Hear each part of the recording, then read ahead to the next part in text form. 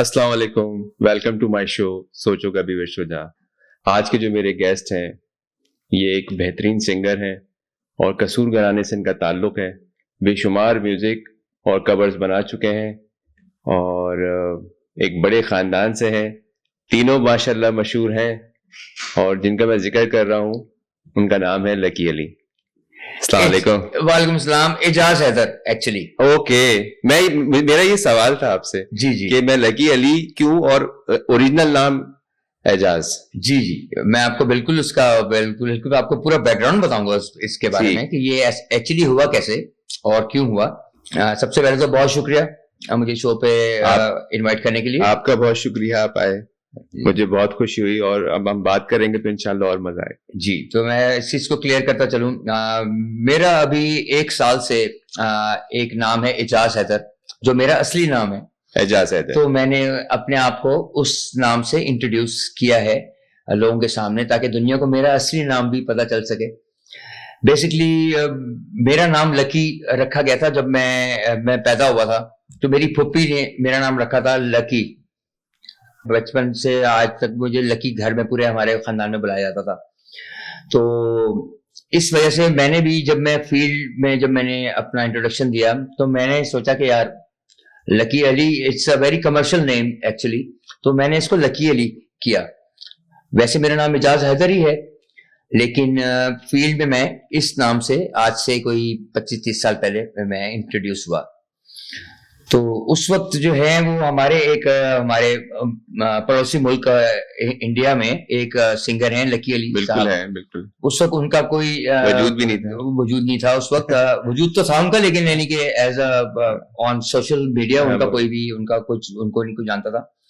फिर वो जनाब वो कहो ना प्यार है एक मूवी आई जिसमें ऋतिक रोशन के पीछे उन्होंने गाना गाया, तो वो बहुत मशहूर हो गए और वो मुझसे पहले उन्होंने फेम हासिल कर लिया लकी अली के नाम से। तो एनीवेज वो मुझे बहुत सारे मेरे खानदान वालों ने सबने बोला गया, अरे ये तो बहुत लोगों ने दोस्तों ने सबने बोला कि अरे यार वो लकी अली के नाम से यूं हो रहा है तो तुम्हें तो नहीं कोई प्रॉब्लम होगा, कभी यूं होगा। मैंने बोला अरे यार ये तो नाम है, कोई मसला तो नहीं है। और लोग ये समझेंगे कि यार तुमने उसका नाम कॉपी किया है। मुझसे अभी तक लोग पूछते रहे थोड़े अरसे तक पहले तक कि यार आपने उसका नाम जो है आप उसका नाम यूज कर रहे हैं लकी अली आप जो है, तो यार वो तो इंडिया में होते हैं लकी अली साहब, तो आप कैसे लकी अली। तो मुझे जो है ना काफी प्रॉब्लम होती गई उस चीज की वजह से। माशाल्लाह मुझे पूरे पाकिस्तान में पूरी दुनिया में माशाल्लाह लोग लकी अली के नाम से जानते हैं, लेकिन वो एक मसला रहा मेरे साथ। बाकी मैं फिर बोल एंटरटेनमेंट पे काफी अरसा काम करता रहा। बाकी जब मैंने वहां से छोड़ा, वही 2 साल हुए हैं अभी बोल छोड़े हुए, तो उसके बाद मैंने अपना सोशल मीडिया में मेरा कोई ध्यान नहीं था, बिल्कुल भी ध्यान नहीं था। तो जब मैंने अपना सोशल मीडिया स्टार्ट किया तो मैंने बोला यार मुझे लोग ये इस नाम से लोग जान तो रहे हैं, लेकिन ये इसमें हमेशा मसला ही आ रहा है कोई ना कोई।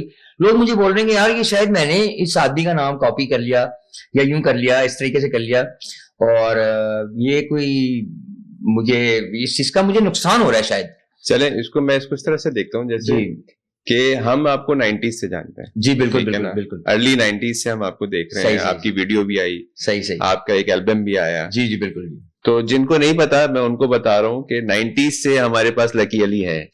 जी माशाल्लाह माशाल्लाह। और अब मैं आपको एजाज हैदर के नाम से अगर हम करते हैं प्रोग्राम, तो मैं आप कहेंगे तो मैं थंबनेल भी आपका जो है ना एजाज हैदर के नाम। अल्लाह परवरदिगार का लाख लाख एहसान है। बहुत मुश्किल होता है कि आप एक नाम आपका ऑलरेडी इंट्रोड्यूस्ड है लोगों के सामने, आप जानते हैं सब लोग आपको एक नाम से, और उसमें आप जो है वो एकदम जो है वो चेंज माने कि भाई नहीं मेरा नाम तो है ये है। ये बहुत बड़ी बात। तो अल्लाह का एहसान है बहुत, मेरे मालिक का मेरे परवरदिगार का बहुत बड़ा एहसान है कि उसने मुझे अब इस नाम से मुझे इतनी पहचान दे रही है कि मुझे पहले लोग शायद जिस इस नाम से जानते थे उससे ज्यादा अब मुझे पूरी दुनिया में मेरे असली नाम से मुझे लोग पहचानते हैं। बिल्कुल। तो ये बहुत आसान है। अच्छा एजाज भाई, मुझे ये बताएं कि क्लासिकल म्यूजिक आपने सीखा, गायकी आपने सीखी है, अपने कोई उस्ताद हैं आपके, या आपको खुद ही था कि मैं इसी घराने से हूं तो मेरा अपना एक। नहीं जी, मैं ये कहना चाहूंगा कि काफी लोग मुझसे ये बात सवाल पूछते हैं कि जी आपने बाकायदा सीखा इस काम को, ये किया। बिल्कुल ऐसा नहीं है। इसमें असल में जो क्लासिकल घराने होते हैं जिनमें क्लासिकल म्यूजिक सिखाया जाता है, उसमें लोग बच्चे स्कूल नहीं जाते हैं। उसमें सुबह उठ के तो पहले रियाज किया जाता है और उनको म्यूजिक की तालीम होती है। हम लोग का बिल्कुल ऐसा सिनेरियो नहीं था। हम लोगों का बिल्कुल जैसे नॉर्मल हम लोग जैसे होता है, जैसे स्कूल जाना है और ये वो फलाना गाना, और बिल्कुल कोई ट्रेनिंग और कोई क्लासिकल बैकग्राउंड ये वो। नाम मेरे साथ बहुत बड़े बड़े जुड़े हुए हैं, जैसे कि उस्ताद बड़े गुलाम अली खान साहब, उनका नाम मैं लूंगा। मेरी दादी के बड़े भाई हैं और वो बहुत इंडिया पाकिस्तान में he is called as a legend. बिल्कुल। तो उनके क्या है, उनके बारे में कहा जाता है कि ना कोई ऐसा आया ना कभी कोई ऐसा आएगा। तो मैं ऐसे घराने से बिलोंग करता हूँ, लेकिन अनफॉर्चुनेटली मैं कहूँगा कि हम लोग को कभी भी इस तरीके का माहौल नहीं मिला हमारे घर में कि हम लोग को क्लासिकल म्यूजिक की तालीम मिल रही हो प्रॉपरली, और हमें कुछ असातिज़ा हों जिनसे हम लोग बैठ के हम लोग प्रॉपरली सीखें ये वो। मेरे बड़े भाई सज्जाद अली को भी माशाल्लाह पूरी दुनिया जानती है। उनसे मुझे काफ़ी इंस्पिरेशन मैंने हमेशा से ली, और बचपन से लेके आज तक मैं हमेशा सीखते आए हैं उनसे हमेशा से। और लेकिन एक होता है ना कि जो ट्रेनिंग, प्रॉपर क्लासिकल ट्रेनिंग, वो हम लोग को कभी भी नहीं, ना सजाद भाई को कभी भी मिली। उन्होंने भी बचपन में कुछ रिकॉर्ड्स सुने थे, और जिसको उन्होंने उस उम्र में उन्होंने सुना और वैसा ही कर दिया। उन्होंने वैसा ही करने की कोशिश की और वो बहुत उसको सराहा गया। उस उम्र में 7 साल के थे वो उस वक्त। EMI से उनका डॉटर कंपनी ऑफ HMV, उससे उनका LP रिलीज हुआ था उस दौर में। बहुत छोटे थे उस वक्त वो। तो लेकिन वो भी उनकी सिर्फ थोड़ी सी लिस्टिंग हमारे ताया होते थे कराची में।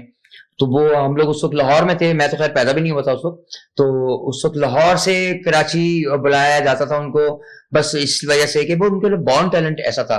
वो हमारे ताया की जो थी वो आंख बहुत अच्छी थी, उन्होंने उस वक्त देखा उनको और टैलेंट बहुत जबरदस्त है, तो इसको कुछ करना चाहिए। और वो बहुत सोशल थे उस दौर में। वो उस्ताद बड़े गुलाम अली खान साहब की बज़म भी हुआ करती थी, तो प्रॉपरली उसको वो लेके चलते थे उसको। तो उसमें उनको इंट्रोड्यूस किया गया, उनको रैकेट्स सुनाए गए उस्ताद के, और उन्होंने कोशिश की और उस वक्त उनका LP रिलीज हुआ।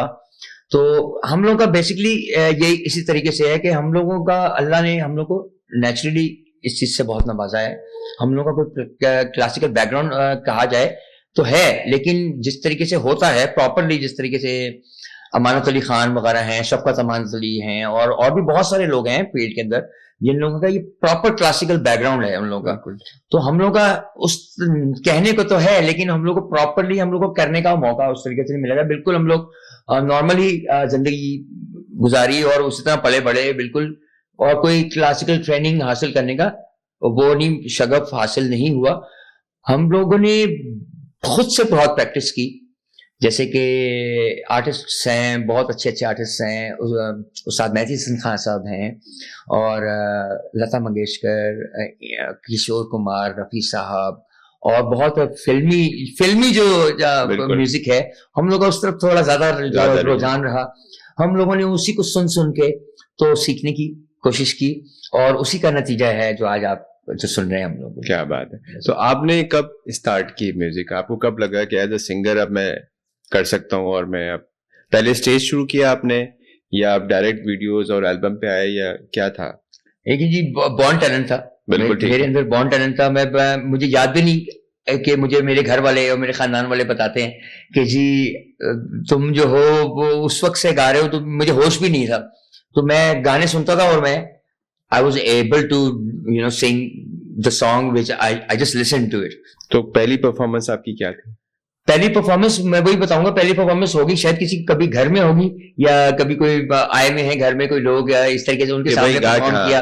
दूसरा ये कि being a brother Sajjad Ali साहब, इतना बड़ा नाम, तो कोई प्रेशर फील करते थे कि जब आप कोई काम कर रहे होते थे कि यार पीछे भाई का इतना बड़ा नाम है, लोग मुझसे भी बहुत ज्यादा हाई एक्सपेक्टेशन रखते हैं, तो ऐसा कुछ फील? जी बिल्कुल होता था, बिल्कुल ऐसा होता था। इसमें सज्जाद भाई जो हैं वो उनका हमेशा से मुझे सपोर्ट रही है, अभी तक उनकी सपोर्ट होती है मुझे हर चीज में। मैं उनसे जो है वो बात करता हूँ। कभी भी मेरा असल में टाइम थोड़ा सा है अमेरिका में काफी लंबा गुजरा, तो ऑन एंड ऑफ मैं इसलिए फील्ड में जो था मैं वो रहा, इरेगुलर रहा। फील्ड के अंदर, पाकिस्तानी फील्ड में। मेरे जब मेरा एल्बम आया था, पहला एल्बम आया था 1999 में आया था जी। तो उस वक्त मेरे गाने टॉप चार्ट्स में थे माशाल्लाह। चूड़ियां गाना था मेरा एक, वो बहुत मशहूर था। बाकी रांझा मेरे जैसा, ये मेरे पहले एल्बम के गाने थे, ये बहुत मशहूर रहे। तो इसमें हमेशा से यही रहा कि सजाद भाई की बहुत सपोर्ट रही मुझे हमेशा से। मैं आपको क्या बताऊं, मैंने असल में काम बहुत किया सजाद भाई के साथ। मेरे पहला एल्बम मैं कहूंगा बेबिया सजाद भाई का जिस तरीके से आया, उससे पहले सजाद भाई ने भी काफी कवर एल्बम्स किए, लता मंगेशकर के भी किए और ये तो वो। तो लेकिन जो पहला उनका जो ये नहीं कि जैसे होता है ना कि जो ग्लोबली हिट हुआ जो उनका एल्बम वो था बेबिया, तो उसमें मैंने बहुत काम किया था। तो वो जब वो एल्बम हिट हुआ और सब कुछ हुआ, तो वो एक होता है ना एनर्जी आती है इंसान में, तो वो मुझ में भी आ गई वो एनर्जी। ऐसा लग रहा था जैसे मेरा ही काम है, जैसे मैंने ही किया है वो। तो उसकी जो पजीराई आ रही थी, जो भी कुछ हो रहा था, तो वो बहुत मुझ में उसके से बहुत एनर्जी आई। ऐसा कभी भी नहीं फील हुआ। और सज्जाद भाई बाय हिमसेल्फ उन्होंने कभी भी ऐसा कभी हम लोगों के साथ नहीं ये नहीं ऐसा नहीं रखा कि भाई तुम यूं, तो वो मुझे हमेशा सपोर्ट की। मेरे एल्बम में मुझे बहुत सपोर्ट रही है हमेशा, मेरा एल्बम जो बना उसके अंदर। तो मुझे कभी भी भाईजान से कंपटीशन का तो खैर भूल ही जाए, मैं तो उनको उस्ताद समझता हूँ। मैं उनको जो हूँ, मैं कभी सोच भी नहीं सकता कि मैं उनके लेवल पे कभी आ सकता हूँ। तो कंपटीशन का तो कोई सीन ही नहीं है। लेकिन मुझे प्रेशर कभी भी नहीं रहा, कभी भी इस चीज का कि मैं सजाद भाई का छोटा भाई होने की हैसियत से मुझे कभी भी कभी प्रेशर नहीं रहा। सही। और आपके भी जो आपसे जो बड़े भाई हैं वकार जी, उनके साथ आपका रिलेशन कैसा?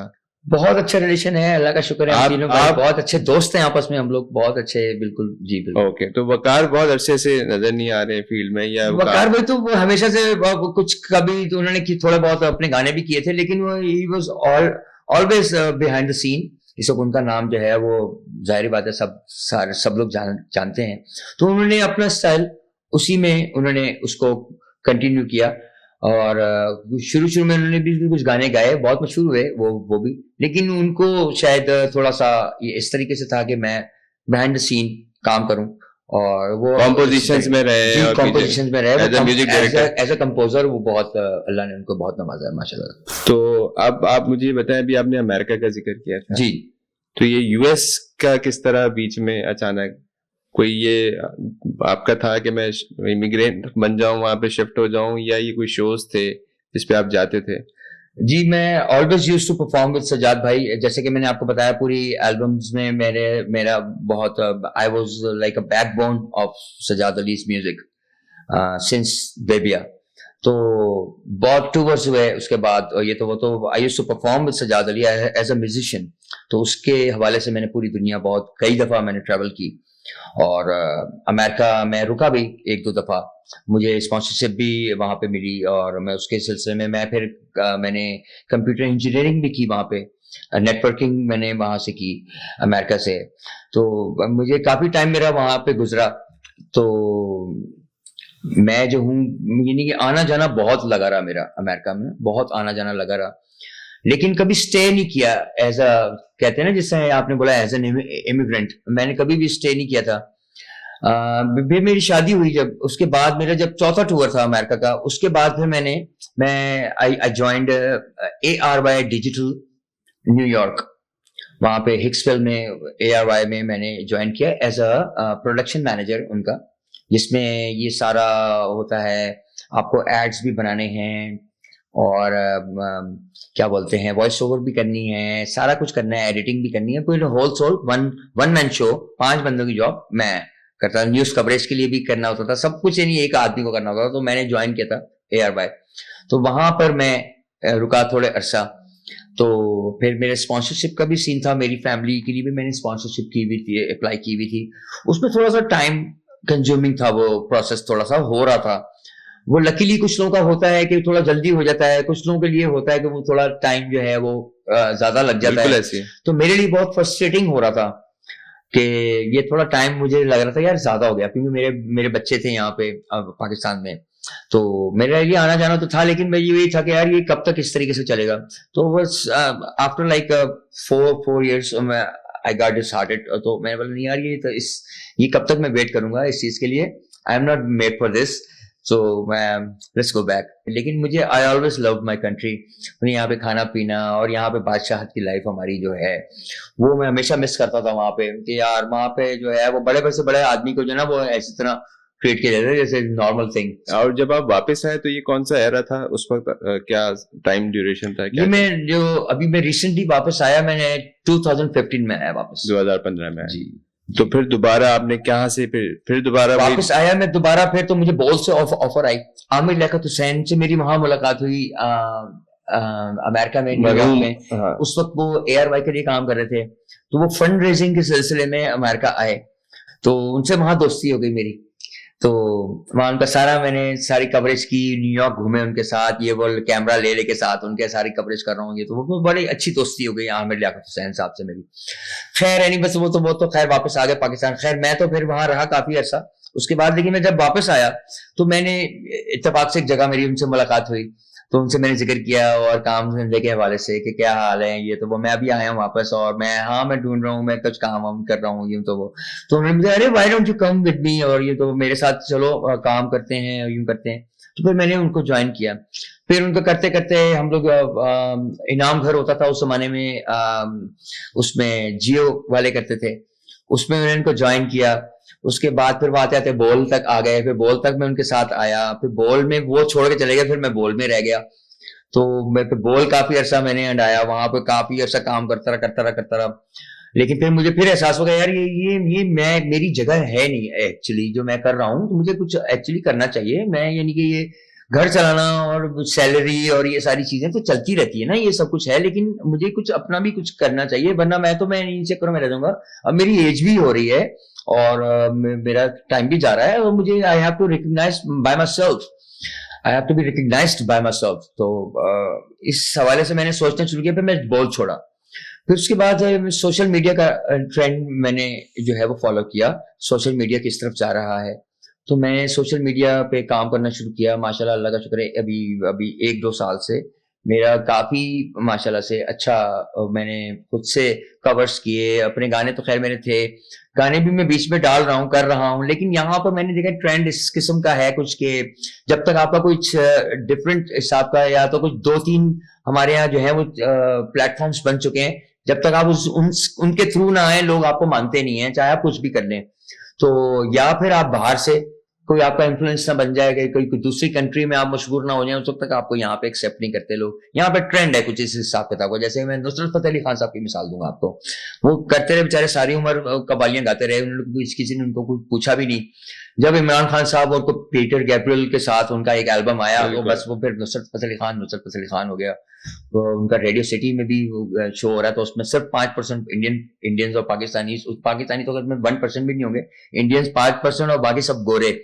तो वो हिसाब किताब वो इसी तरीके से होता है कि यानी कि आपको मनवाना पड़ता है कि यहाँ पर लोग वो यहाँ पर ट्रेंड है इस चीज का कि जब तक कोई यानी इनके लिए कोई हवा ना बन के आ जाए ना, कोई चीज के ऊपर से कोई ना कोई चीज आ जाए, हाँ, वो तक मानते नहीं है। बिल्कुल ऐसे ये भी होता है कि आपके जब तक वो भारत से हिंदुस्तान से आपको कोई, अल्लाह का शुक्र है जब अल्लाह ताला जब इज्जत देता है तो बहुत खुल के देता है। अभी मेरा रिसेंटली ये गाना अभी मैंने कवर किया था, अभी एक डंकी मूवी का अभी रिसेंटली रिलीज हुई है, उसका एक गाने का मैंने कवर किया वो माही का। तो वो उन लोगों ने खुद रेड चिली एंटरटेनमेंट ने उसको जो है उस मेरे कवर को उसकी स्टोरी उन्होंने शेयर लगाई इंस्टाग्राम पे।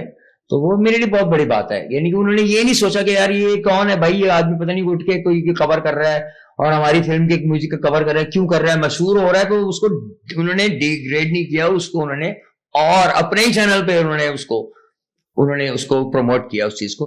तो ये बहुत बड़ी बात है। नहीं, मैं आपकी बात से किसी हद तक इत्तेफाक भी करूंगा जी, कि जिस तरह हिंदुस्तान में आजकल मैं देखता हूँ, जैसे आपने एक प्रोग्राम आ रहा होगा इंडियन आइडल, आपने जरूर, जी बिल्कुल बिल्कुल बिल्कुल।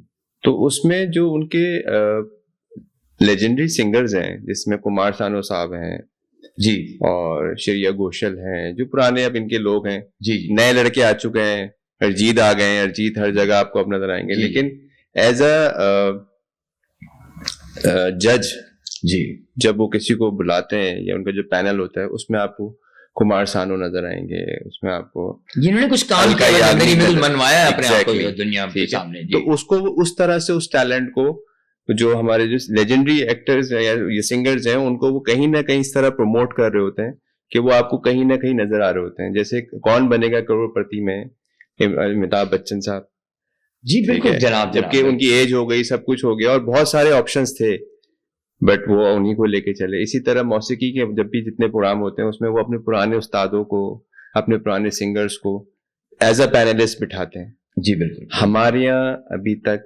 इस तरह से वो चीज नहीं हो रही। सर मैं सबसे पहले एक चीज का जिक्र करूंगा, रॉयल्टी एक चीज होती है, रॉयल्टी, सही है। हमारे यहाँ अब आप ये किसी को वर्ड बोलेंगे रॉयल्टी, कहते ये क्या होता है रॉयल्टी? इंडिया में बच्चे बच्चे को पता है रॉयल्टी क्या होती है, सही है। रॉयल्टी का मतलब होता है कि आपका कोई गाना 1920 में आया था, अभी भी अगर वो किसी ने सुना और उसने एक भी व्यू हुआ ना उसका, अगर तो उसके पैसे उसके या तो घर वालों को जाएंगे, उस आदमी अगर वो मर चुका है वो इंसान, तो उसके घर वालों को जाएंगे, उसके एक व्यू के भी पैसे, चाहे वो कहीं भी सुना गया कुछ भी हुआ, तो उसको बोलते हैं रॉयल्टी, सही है। हमारे यहाँ बदकिस्मती से इसका कोई कॉन्सेप्ट ही नहीं है, सही है, कॉन्सेप्ट भी नहीं है कि रॉयल्टी क्या होती है। क्या होती है रॉयल्टी? रॉयल्टी होती है आपने जिंदगी में कुछ अचीव किया है, जिंदगी में आपने लोगों को कुछ चीज पसंद आई है, अब आपको वो लोग चीज सुन रहे हैं, मशहूर हो गई है वो चीज, तो उसकी आर्टिस्ट, जिस आर्टिस्ट की वो है, उसको कोई ना कोई उसका फायदा होना चाहिए कि आज भी अगर कोई सुने उस चीज को तो उसके कोई ना कोई उसका रिटर्न होगा उसका, कि भाई इतने अगर ये फिर आज ये कोई गाना वो है, जैसे पुराना गाना आप उठा लें, जैसे वो अभी वो एक लड़की ने वो जो डांस करके बड़ा मशहूर हो गया, वो गाना, पुराना गाना था ना, वो कौन सा जिसपे वो डांस कर रही है, वो लता का कोई पुराना, जी है ना। तो वो पता है आपको, वहां पर उसके लता जी के घर वालों को जो है ना उस गाने वो अगर अभी फिर वायरल हुआ है ना अगर, तो उसकी से जो भी रेवेन्यू जनरेट हो रहा है उसमें से उनको उसकी रॉयल्टी जा रही है। हमारे यहाँ इसका कोई कंसेप्ट नहीं था, शुरू से नहीं था। पीटीवी से लेके हमारे जितने चैनल्स हैं, गवर्नमेंट लेवल के चैनल्स हैं, मैं यानी कि मुझे अफसोस होता है कहते हुए कि यहाँ पे कोई सीन ही नहीं है। यहाँ पर सिर्फ यही है कि एक दफा वो हो गई चीज, बस हो गई, अब वो कुछ भी हो रहा है उसका, कितनी मशहूर हो गई, कुछ भी हो रहा है, वो सिर्फ वो लोग जिन्होंने रिलीज किए वो लोग फायदा उठा रहे हैं उसका किसी को कोई फायदा नहीं है। बाकी कुछ बड़ी कंपनीज हैं वो पूरे कॉपीराइट्स लेके बैठ गई हैं।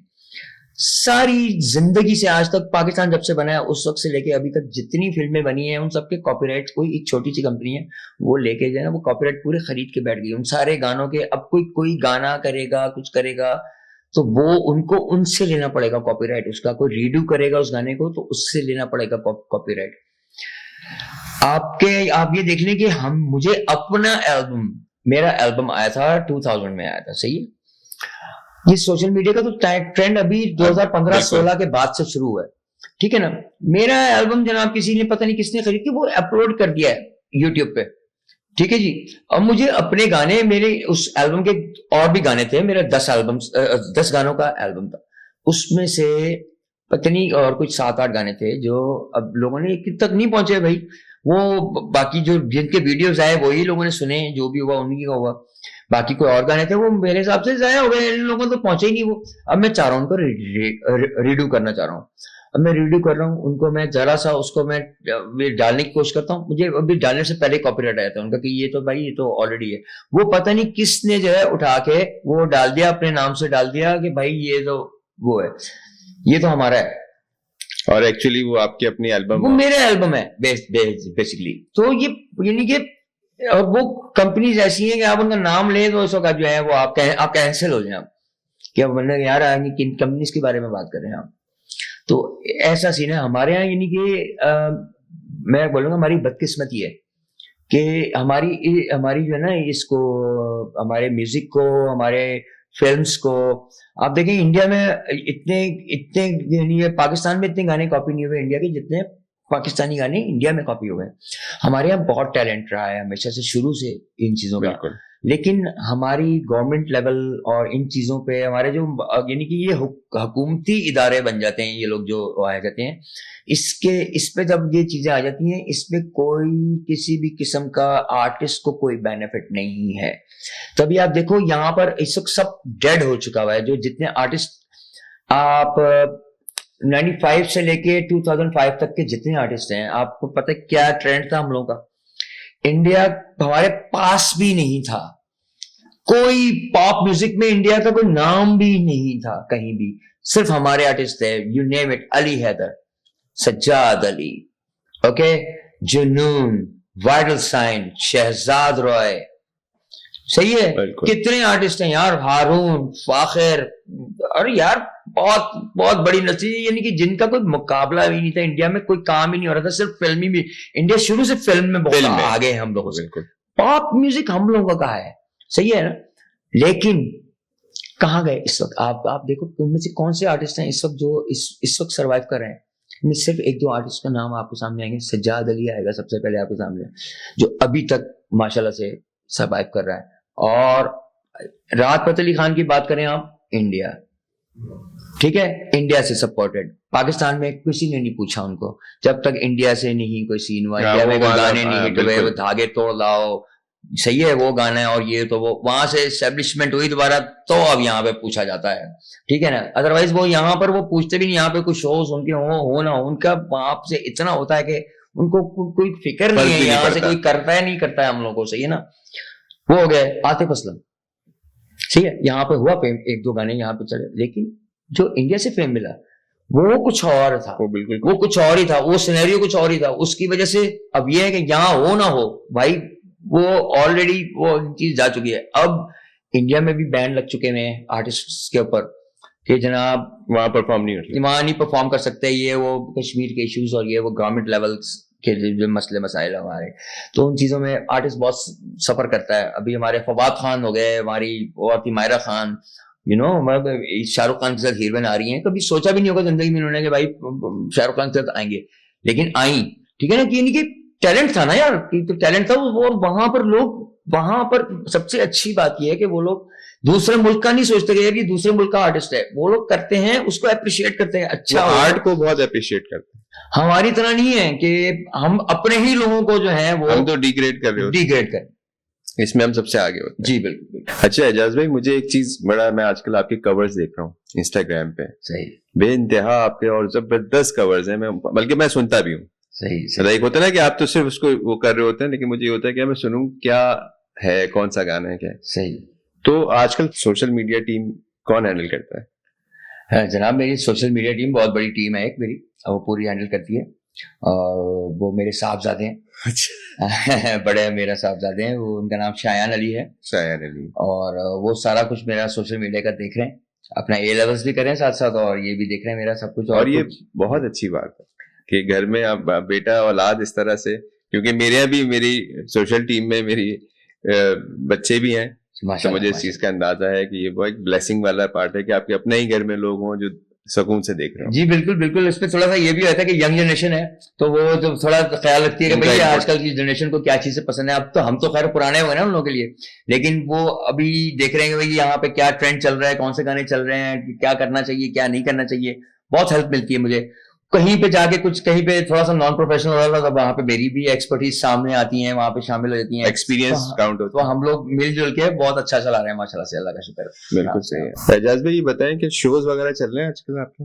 अल्लाह का करम है जनाब, बिल्कुल चल रहे हैं शोज, बिल्कुल मेरे इस्लामाबाद, लाहौर बहुत अच्छे शोज हो रहे हैं, कराची में भी हो रहे हैं, थोड़े कम हो रहे हैं कराची में, मेरे ख्याल से कराची के हालात खराब है शायद, इस चक्कर में शायद कराची में थोड़े कम मुझे अफोर्ड कर रहे हैं लोग, क्योंकि मैंने पेमेंट बहुत हाई की हुई है आजकल अपनी, मैंने कोई अपने रेट्स ऐसे नहीं रखे हैं कि भाई मैं कोई बादशाह बन गया हूँ, मुझे भाई इतने पैसे तो दो तो कम से कम मैं आऊंगा, मैं इतनी डिमांड करता, लेकिन जो जितना कम से कम जायज बनना चाहिए, इतने मेरे सिनेरियो के हिसाब से मेरा जो भी कम से कम जो पैसे बनते हैं, कम से कम मैंने डिमांड करने शुरू किए हैं, बिल्कुल ठीक, तो उस हिसाब से मुझे कराची में कम मिल रहे हैं शोज, लेकिन मुझे लाहौर और इस्लामाबाद में मुझे बहुत क्वायरीज आ रही हैं, इंडिया से तो खैर छोड़ी में बहुत आ रही हैं, वहां तो खैर आना जाना सब मसला है, उसके से रुका हुआ है, बाकी दुबई और ऑल अराउंड द वर्ल्ड मुझे माशाल्लाह से बहुत अप्रिशिएशन आ रही है, और मुझे क्वायरीज आ रही हैं, बहुत क्वायरीज आ रही हैं। अच्छा आपको मुझे पर्सनली जब हमें जितनी भी बातचीत हुई है उससे मुझे लगा कि आपको बहुत फायदा हुआ सोशल मीडिया से। जी मुझे असल में सोशल मीडिया से ही फायदा हुआ है,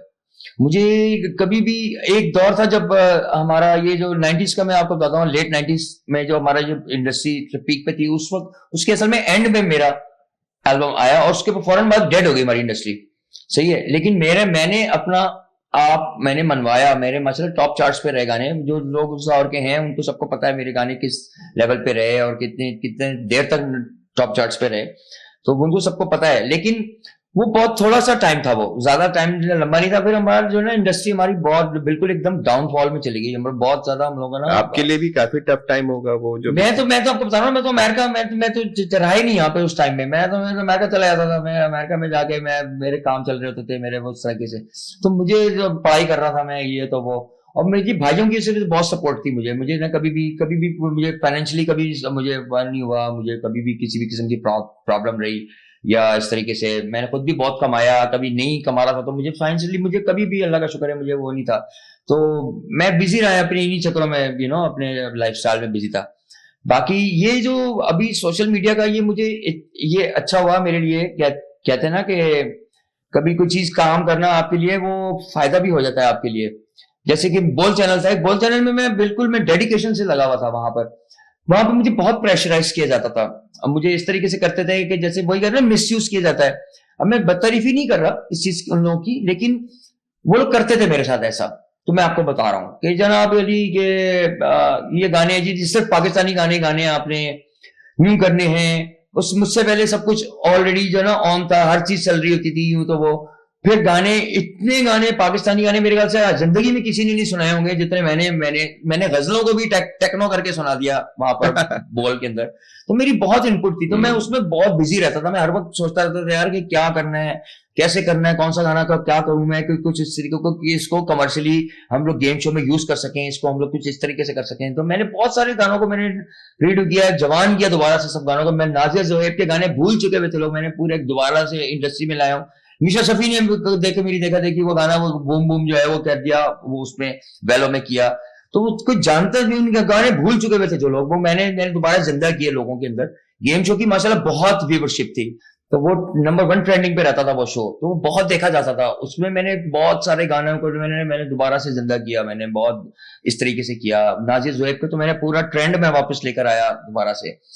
बहुत गाने, मेहदी हसन खान साहब की गजलों को मैंने टेक्नो कर दिया, मैंने बड़ा कुछ किया।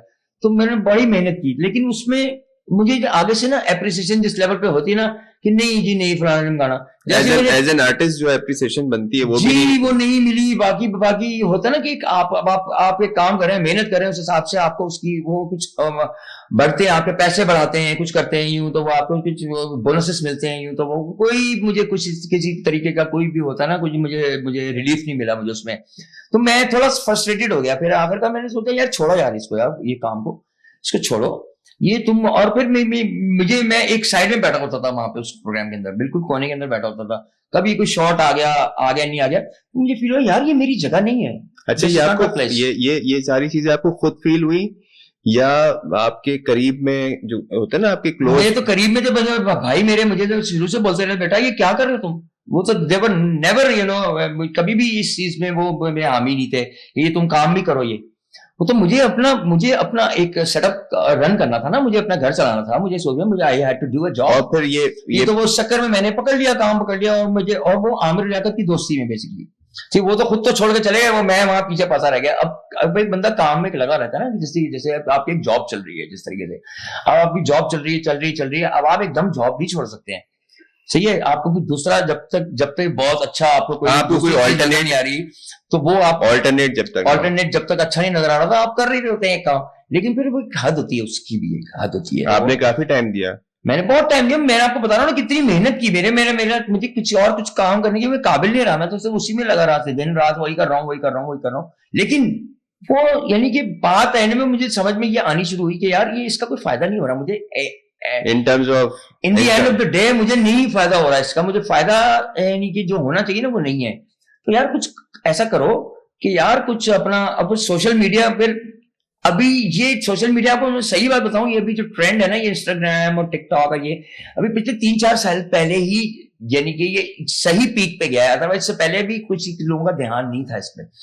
तो मैं भी थोड़ा लेट हुआ, अभी मेरा अभी 2 साल भी नहीं हुए मुझे ये शुरू किए हुए। माशाल्लाह मेरे बहुत अच्छी पसीराई आई है, बहुत अप्रिसिएशन मिली है मुझे, और इससे मुझे ये पता चला है मुझे अपनी असली वर्थ मुझे जो पता चली कि पूरी दुनिया में माशाल्लाह मुझे जिस तरीके से लोग अब मुझे पसंद कर रहे हैं, they are waiting for my covers. मैं कवर्स का वेट कर रहे हैं मेरे, तो मेरा असल में टारगेट यही है कि मैं अपने ऑडियंस बढ़ाऊं पहले, उसके बाद मैं बीच बीच में अपने सिंगल्स भी डालता रहता हूँ। अब सिंगल में डाल दूं, सुनने वाला ही कोई नहीं है भाई। हमारे पास कोक स्टूडियो जैसा तो हमारे पास प्लेटफॉर्म नहीं है ना भाई, कि वो लोग जो अरबों रुपए अपनी प्रमोशन पे खर्च करते हैं। कोई कुछ देखे ना देखे, कोई अपनी कोई भाई फलानी चीज देखने जा रहा है, कोई एक्सरसाइज की वीडियो देखने जा रहा है, पहले ही कोक स्टूडियो का वीडियो आ रहा है चल रहा। हम लोगों के पास इतनी पैसे है नहीं कि भाई हम अपने इतनी ज्यादा प्रमोशन करें। हमारे यहाँ सिर्फ एक ही चीज है, ये सिर्फ कोक स्टूडियो का नाम लेके रह गया है बस, कि भाई जो यही जिसमें जो आ गया बस भाईजान वो बहुत किंग है, ठीक है, बाकी सारे फजूल पारी हो गए रह गए।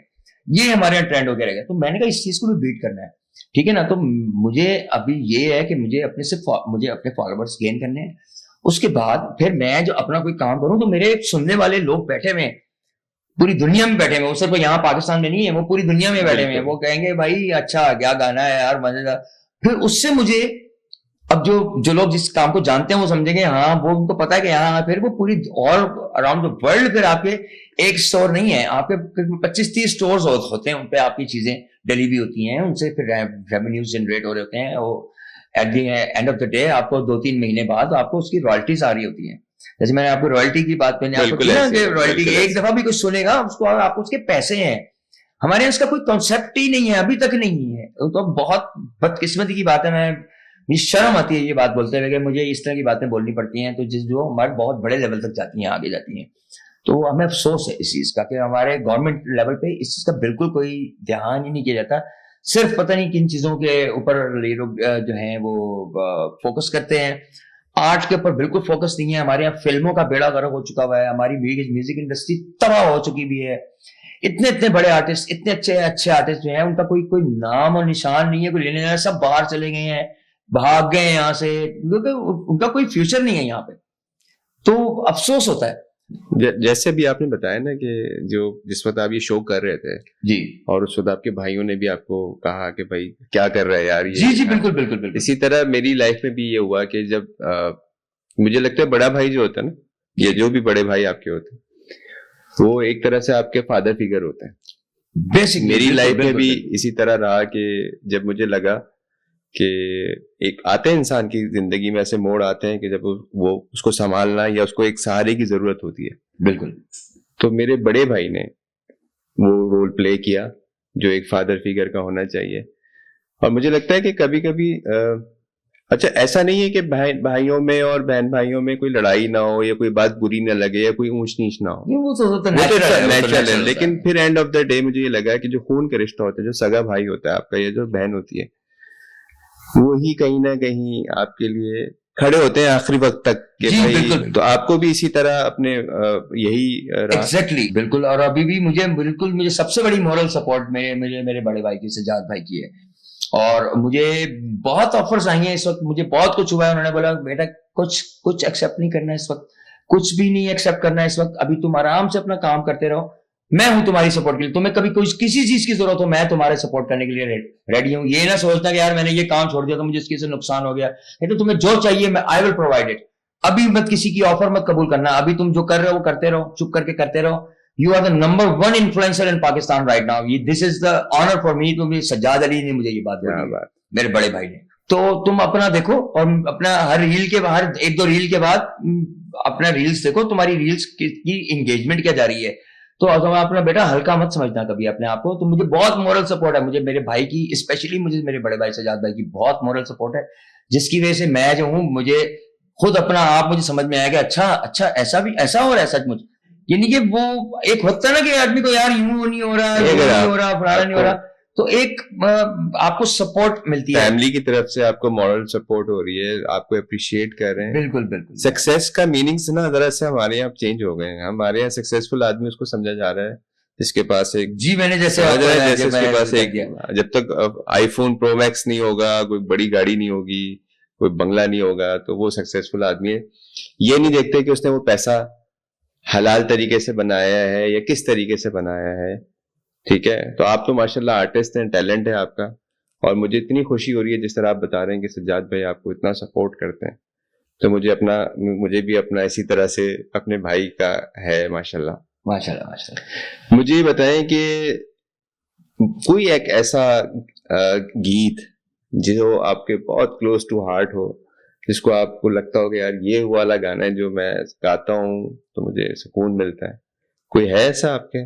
ऐसे तो कई कई कई गीत हैं, बहुत सारे जो गीत हैं। बहुत ही आप मैं गाने शुरू किया तो सुबह हो जाएगी लेकिन one of them I can. और आप किसी को वैसी मैं पूछ रहा हूँ आपसे कि कोई है जो आपको मेंटोर कहते हो जिसको, या जिसको आप उस्ताद मानते हो?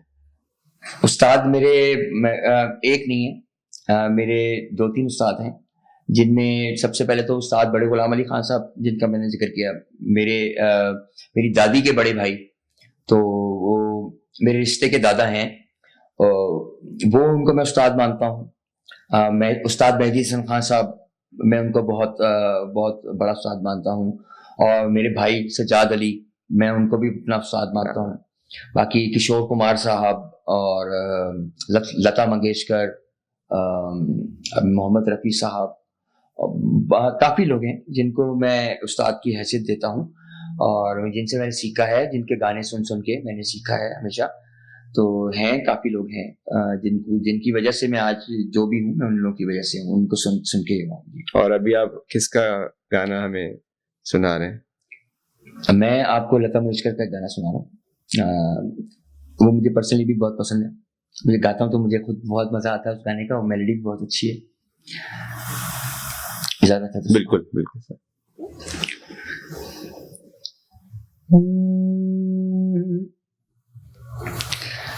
मेरी आवाज ही पहचान है,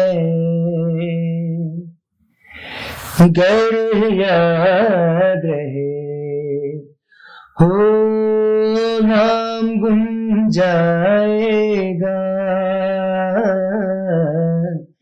चेहरा ये बदल जाएगा। मेरी आवाज ही पहचान है, गर याद रहे। क्या बात है, हिला दिया आपने वैसे मुझे इस वक्त। क्या बात। थैंक यू जबरदस्त। Thank you. मेरा तो पहला एक्सपीरियंस है इस तरह आपको लाइव सुनना। एक आध कोई और अगर आपको हो, कोई जिसको आप समझते हो, तो मुझे आपने अभी कहीं उड़ा दिया। गाने तो बहुत हैं।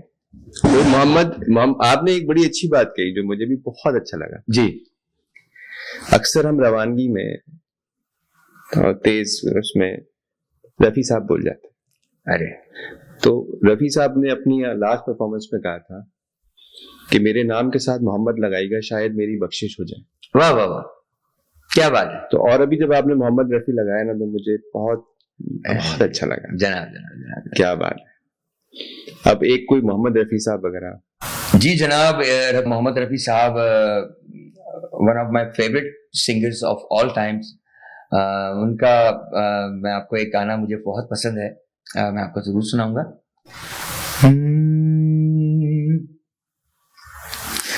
चौदहवीं का चांद हो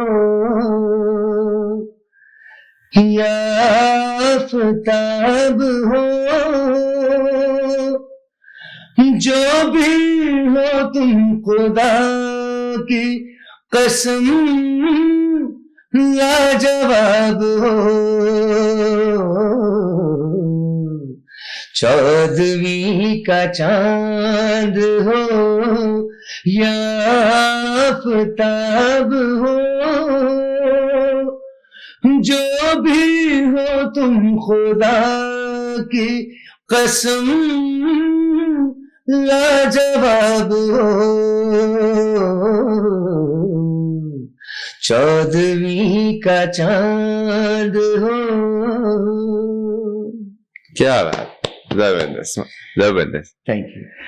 अच्छा एजाज भाई, अपने अब जो हमारे यंगस्टर्स हैं जो एज अ सिंगर इस प्रोफेशन में आना चाहते हैं या अपना नाम बनाना चाहते हैं, उनके लिए क्या आप कोई सजेशन या कोई उनको ऐसा मैसेज जो उनको हेल्प करे उनकी अपनी गायकी को बेहतर करने के लिए, तो कोई आप समझते हैं कि इस तरह का कोई मेरे पास बहुत सारी बातें हैं बताने के लिए। इसमें सिर्फ मैं गायकी के हवाले से नहीं बताऊंगा, इसमें सिर्फ जिंदगी गुजारने के तरीके हैं। जिस तरीके से मैंने अपने साथी से सुना और बड़ों से किया, तो मैंने काफी चीजें अडॉप्ट की अपनी लाइफ में, मैं वो बताना चाहूंगा। उसमें काफी कुछ कवर हो जाएगा। कि सबसे पहले तो अपनी सेहत का ध्यान रखें। सेहत का ध्यान आप ये समझते हैं कि जी आप सिगरेट ना पिए, फलानी चीज ना करें, यूं ना करें, फलाना ना करें, इन चीजों में नहीं है। हम लोग खाना खाते हैं, मैं एक चीज बताऊंगा सिर्फ, उसमें बहुत उसमें पूरी यानी कि तिब्बियात आ जाती हैं उस एक चीज के अंदर। खाना खाते हैं, खाने के बाद सब लोग पानी पीते हैं, खाने के बाद पानी पीना छोड़ दें। वाह, सही है, सही बात। खाने के बाद पानी मत पिए, 1 घंटे बाद पिए पानी, ठीक है। वो जल है, यानी कि वो नेमत है, आपके लिए अच्छा हो जाएगा कि आपने पानी पी लिया, पहले पी लिया। खाने के बाद पानी पीते हैं आप, उसमें बहुत नुकसान आते हैं। पेट में आपका खाना जाता है, उसके बाद आप पानी पीते हैं, वो खाना तैरना शुरू कर देता है पेट के अंदर, ठीक है। बड़े नुकसान बात आपकी बेसिक, यानी कि आपने जिंदा पहले रहना है, उसके बाद गाना गाना है। ये छोटी छोटी चीजें जिससे मुझे बहुत हेल्प किया अपनी लाइफ के अंदर। इसमें ये है कि कभी भी डिसहार्ट नहीं होना चाहिए इंसान को।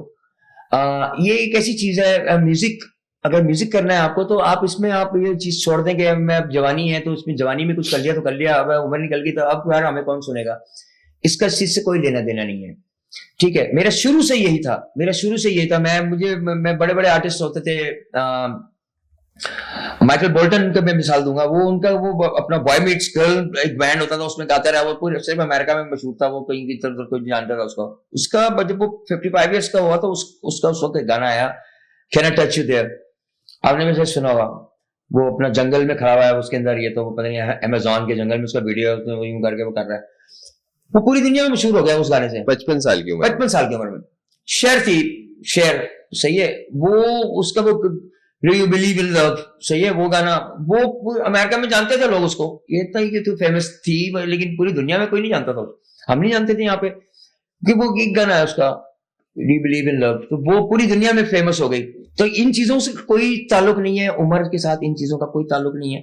आपको काम करते रहना चाहिए और सीखें कम से कम। अगर कोई चीज आप अपनी लाइफ में कर रहे हो और आप लोगों को शो कर रहे हो, तो वो थोड़ा सा आप उसमें प्रैक्टिस भी करें। ऐसा नहीं करें कि बस अब एक तुक्का लग गया आपका, तो अब आप बस वो तुक्के से ही आप बैठे रहो, उस तुक्के के इस तरह बहुत लोग, मैं जिसे बताऊंगा, बहुत आए बहुत गए, तो उन्होंने यही किया कि आगे उसमें कोई इंप्रूवमेंट नहीं लेके आए।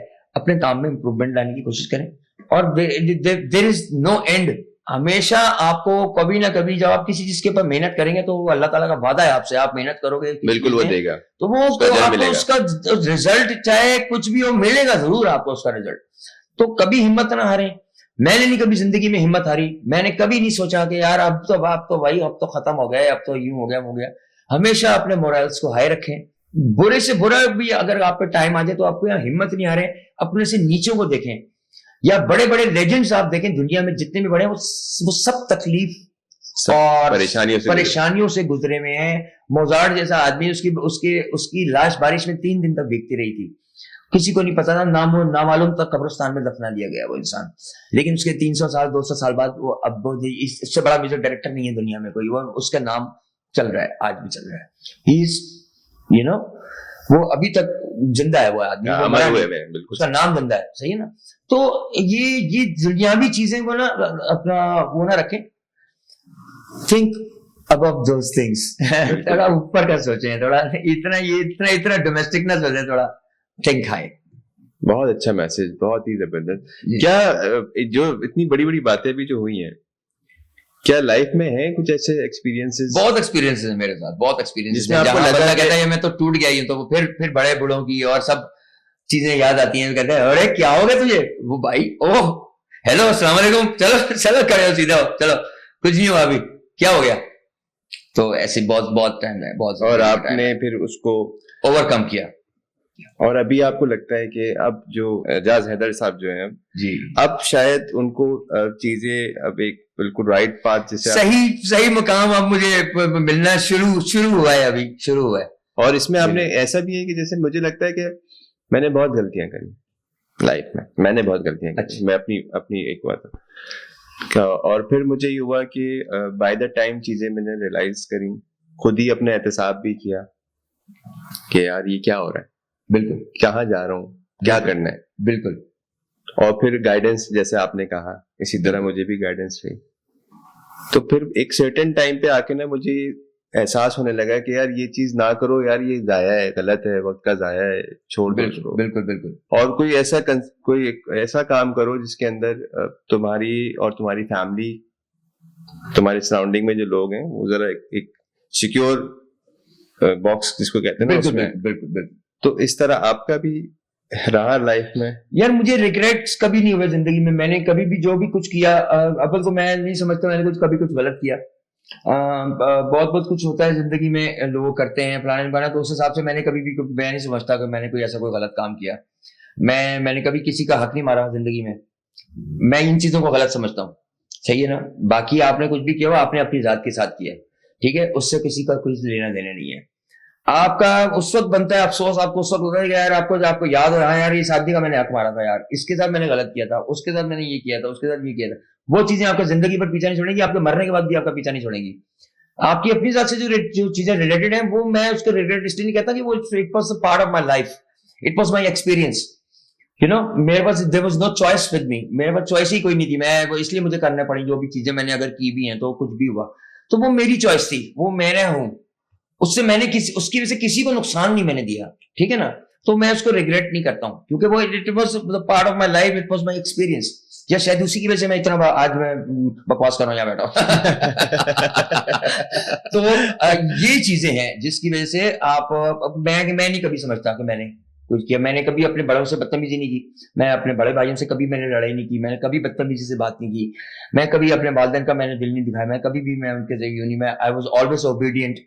मैंने अपने बेबी बच्चों का अभी तक ख्याल रखता हूँ, मैं हमेशा रखूंगा इंशाल्लाह ताला। और मैंने कभी भी ऐसा नहीं हुआ कि मैं जो हूँ, मैं ऐसा एकदम इंसान बन जाऊंगा, मैं बिल्कुल ही अबे ये केस को क्या हो गया भाई, तो ऐसा कभी भी नहीं हुआ, अल्लाह का शुक्र है। तो मुझे कोई रिग्रेट नहीं है, अल्लाह का शुक्र है। और माशाल्लाह अब तो बच्चे भी बड़े हो गए, आप बता रहे हैं, जी 20 जी साल जी, का माशाल्लाह बेटा। माशाल्लाह माशाल्लाह। और भाभी हमारी जो है वो भी कोऑपरेटिव है माशाल्लाह। बहुत कोऑपरेटिव है, हमारी होती रहती है छोटी मोटी चीजों पे, होता रहता है, वो तो जरूरी है। हाँ वो होता रहता है, वो इट्स पार्ट ऑफ लाइफ। लेकिन मैं माशाल्लाह अपने जितना मैं अच्छा मैं फ्यूचर दे सकता हूँ अपने बच्चों को, मैंने कोशिश की है देने की। माशाल्लाह से वो लेवल्स कर रहे हैं, बस अल्लाह आगे मालिक है उनका कि क्या करते हैं और आगे उनकी डेस्टिनेशन अल्लाह जहाँ उनको ले जाए। जी जी जी। बहुत मजा आया, मैं एक्सपेक्ट नहीं कर रहा था शुरू में, क्योंकि मुझे था कि यार बिल्कुल एक अलग सिंगर के पॉइंट ऑफ व्यू से बहुत सारी बातें हो जाएंगी एज अ सिंगर, लेकिन आपने अपनी लाइफ एक्सपीरियंसेस भी शेयर करी हैं, और जो आपने बातें कही हैं यंगस्टर्स के लिए, वो बहुत काबिल अहमियत। Thank you. मुझे बहुत शुक्रिया, मुझे बहुत अच्छी लगी कॉन्वर्सेशन और मैंने बहुत एंजॉय किया इसको। एजाज हैदर जो हैं, ये हम इनको 90s से सुन रहे हैं, ये कोई आज के नहीं है, और ये एक ऐसे नहीं है कि बस उठे और सिंगर बन गए। इन्होंने जिंदगी में बहुत कुछ देखा है, बहुत कुछ सीखा है, अपने बड़ों से बहुत कुछ सीखा है, और उस लेगेसी को लेके आज भी ये चल रहे हैं। अल्लाह इनको सलामत रखे, आगे हम इनको सुनते रहें इसी तरह से। अब मुझे अब इजाजत दीजिए, इंशाल्लाह नेक्स्ट मुलाकात होगी आपसे नेक्स्ट प्रोग्राम में एक नए आर्टिस्ट के साथ। अस्सलाम वालेकुम।